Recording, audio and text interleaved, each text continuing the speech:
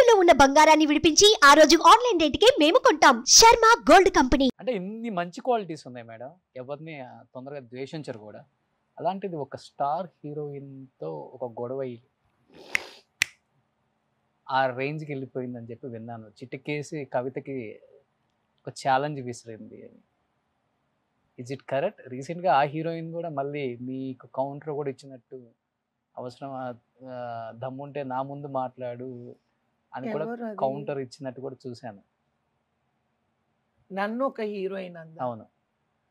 నన్ను ఏ హీరోయిన్ అలా అన్ని నాకు గుర్తులేదండి.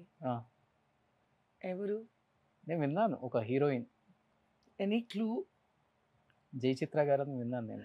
జయచిత్ర గారు నన్ను అప్పుడు ఏడ్పించేవారులేండి. ఆవిడ సీనియర్, నేను జూనియర్ కదా. ఆవిడ నన్ను చాలా ఏడ్పించారు. అప్పుడు చాలా గొడవలు అయ్యి సినిమా కూడా ఆగిపోయింది ఆ టైంలోని. ఎలా మామూలుగానే స్టైలే వేరే ఉంటుంది సినిమాలో, మీతో ఎలా స్టైల్గా చెప్పారు అది? అంటే నేను అనేది ఆవిడ బేసిక్గానే అలా ఉంటారు. ఇప్పుడు నాది కంటిన్యూటీ సారీ, తనది ఫ్రెష్ సారీ. ఇప్పుడు నేను బ్లూ అంటే తను ఆ రోజు అదే బ్లూ కట్టుకుంది అనుకోండి, డైరెక్టర్లు ఏం చెప్తారు, మేడం తనది కంటిన్యూటీ మీరు మార్చుకోనంటే నేను మార్చుకుని, ఏ పో నువ్వు వెళ్ళి మార్చుకొని రా అంది. సరే అప్పట్లో అంటే ఏదో 16 ఏళ్ళు 15 ఏళ్ళు ఓకే ఇలా అంటాము. నేను ఒక ఏజ్ క్యాచప్ అయ్యాను కదండి. ఇప్పుడు కూడా అలా అంటే ఇట్ ఇస్ టోటలీ డిఫరెంట్. మీరు అనాల్సి వస్తుంది ఎట్లా? నేను జస్ట్ మైండ్ యువర్ వర్క్ అన్నారా? Mind your work, just talk to them, you don't do like this. నేను అది కూడా అన్నాను. చెప్పింది చేస్తా సినిమా కాదు జయచిత్ర గారు, ఇట్లాగే అన్నాను. చెప్పింది చేస్తాలో మీరు నన్ను చాలా ఇబ్బంది పెట్టారు. ఆ రోజు లాగా ఈ రోజు కాదు.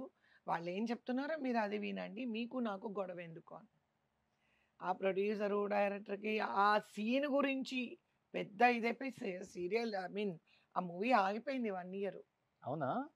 అసోసియేషన్ వరకు వెళ్ళి వేరే ఆర్టిస్టులు వచ్చి మాట్లాడతారు కదా మధ్యలోని. ఇప్పుడు సపోజ్ మీరు నన్ను ఏదన్నా అంటుంటే ఆర్టిస్టులు మాట్లాడతారు కదా. విను చక్రవర్తి గారు అని ఆయన హస్బెండ్ క్యారెక్టర్ అనమాట జయచిత్ర గారికి. ఆయన ఏదో డైరెక్టర్ చెప్పింది వినొచ్చు కదా అని అట్లా ఏదో చెప్తారు కదా. చెప్పినప్పుడు అట్లా మాట పడి నా గురించి అని నేను అనుకోను. ఆ రోజు వీళ్ళందరూ పెద్ద గొడవ అయిపోయి షూటింగ్ ఆగిపోయింది 1 year.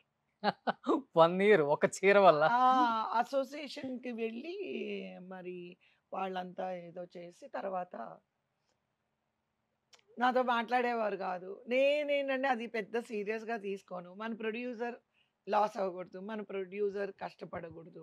ఇప్పుడు నాకు ఎలా అంటే రోషన్ గారు ఎవరు నాకు కౌంటర్ ఇవ్వాలన్నా, ఎవరు నన్ను ఏమనాలనుకున్నా, మనం వెళ్ళి ఎవరి దగ్గర దేహీని అడిగి మనం తినడం లేదు.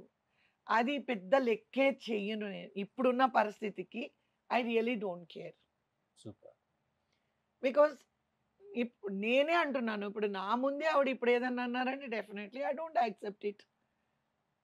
నేను ఆవిడలాగా రూడ్గా మాట్లాడకపోయినా ఫర్మ్గా మాట్లాడతాను. యూ అండర్స్టూడ్ కదా. అందరూ ఆ భాషలోనే మాట్లాడాలని లేదు కదా.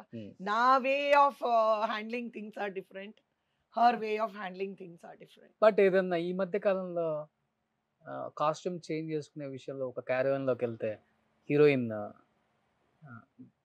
గెట్ అవుట్ అని చెప్పారు. హీరోయిన్ కాదు, character artist. Okay. Get out అని అంటే చంప పగిలిపోతుంది. మీరు మరీ ఇమాజినేషన్లోకి వెళ్ళకండి. గెట్ అవుట్ అంటే కనుక గూబ పగిలిపోతుంది. గెట్ అవుట్ అనే అంత ఇది లోపల ఉన్న కవిత గారు. గెట్ అవుట్ అనే వర్డ్ కనుక అట్లా అది ఒక గూబ 2 గూబలు పగిలాయి. గూబ ఒక్కటి పగిలితేనే ఇంకేం దిమ్మ తీరుగుద్ది, ఇంక రెండో గూబ పెద్ద క్యారెక్టర్ ఆర్టిస్టా? పెద్ద వాళ్ళ ఫీలింగ్ అలా ఉంటుంది అనుకోండి. పెద్ద చిన్న అంటే మీకు క్యారవాన్ ఇవ్వలేదా లేకపోతే ఏంటి ఆ రోజు? అంటే నేను రామోజీ ఫిలిం సిటీకి రోజు వెళ్ళి వచ్చేస్తుంటాను అనమాట. నాకు అక్కడ స్టే చేయడం జనరల్గా ఇష్టం ఉండదు. సో కాస్ట్యూమ్ చేంజ్ అని అంటే నాకు రూమ్ ఉండదు కదా! So, just for the costume change అనంటే క్యారవాన్ లేదు. మా క్యారవాన్‌లోకి రాకూడదు. వీళ్ళందరూ క్యారవాన్ ఆర్టిస్టులు కదండీ! మేమేముంది చెట్ల కింద ఆర్టిస్టులం మేము. మా మా టైంలోని రామారావు గారైనా, జయప్రదైనా, జయసుధైనా, శ్రీదేవైనా, కవిత అయినా, వాణిశ్రీ గారైనా, సావిత్రి గారైనా నలుగురు బెడ్‌షీట్లు పట్టుకుంటారు. బట్టలు మార్చేసుకుంటాం. మేమంతా చెట్ల కింద ఆర్టిస్టులం మేమంతా. ఇప్పుడంతా అందరూ క్యారవాన్ ఆర్టిస్టులు కదండీ! సో, అనంటే అప్పుడు నేను డైరెక్టర్ గారితో చెప్పాను. ఇలాగా క్యారవాన్ లేదండి నాకు. మరి అక్కడ హోటల్స్ ఉన్నాయి కదా! అంటే అప్పుడు డైరెక్టర్ గారు చెప్పి, ప్రొడక్షన్ మేనేజర్‌కి చెప్పి నాకు అక్కడ కాస్ట్యూమ్‌కి రూమ్ తీసుకున్నారనమాట. ఇంత జరిగింది. అది తప్పు అని నేను అంటాను. మనమందరం ఇప్పుడు ఇందాకే మీరన్నారు. మీ బాబులాగా నన్ను అనుకోండి అన్నారు. This is where yes. Humanity. మనం క్యారవాన్‌తో పుట్టలేదు. క్యారవాన్‌తో యెస్. కొంతమంది ఆర్టిస్టులకి ఇంటికెళ్తే మజ్జిగ తాగుతారు. ఇక్కడికొస్తే జ్యూస్‌లు అడుగుతారు. సో, వీళ్ళు క్యారవాన్‌లు లైఫ్‌లో ఎప్పుడు చూసుంటారండి? ఇప్పుడొచ్చిన సిస్టమ్ కొత్తగా ఇది. అసలు ఈ క్యారవాన్ అనేది ఏంటి చెప్పండి? రామారావు గారు చెట్టు కింద కూర్చొని మేకప్ ఏసుకుంటారు. నాగేశ్వరరావు గారు చెట్టు కింద కూర్చొని మేకప్ ఏసుకుంటారు. మహానుభావులు, మహానటులు వాళ్ళంతా. ఏంటి క్యారవాన్ అండి? క్యారవాను నా క్యారవాన్‌లో ఇలాగే నాకు నేను చెన్నైలో ఉన్నప్పుడు వైజాగ్‌లో షూటింగ్ జరిగింది. అప్పుడు నేను చెన్నైలో ఉంటున్నాను.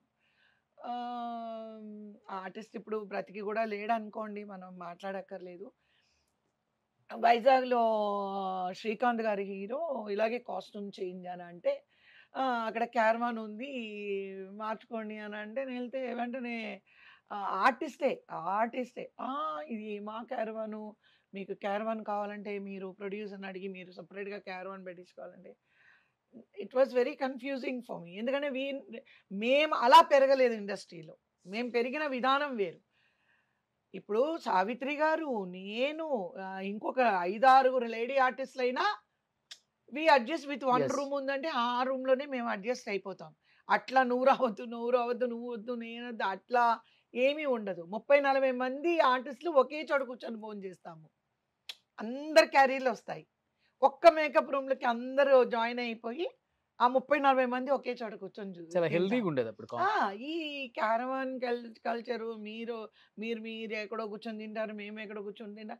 కమ్యూనికేషన్ గాని, ఒకళ్ళకొకళ్ళు గురించి తెలుసుకోలేకపోవడం యెస్. గాని, ఇప్పుడు మన ఇద్దరం మాట్లాడుకుంటూ ఉన్నాం అనుకోండి. మీ మంచి నాకు తెలుస్తుంది. మీ కష్టం నాకు తెలుస్తుంది. So that we can help each other. నేను అలా ఫీల్ అవుతాను.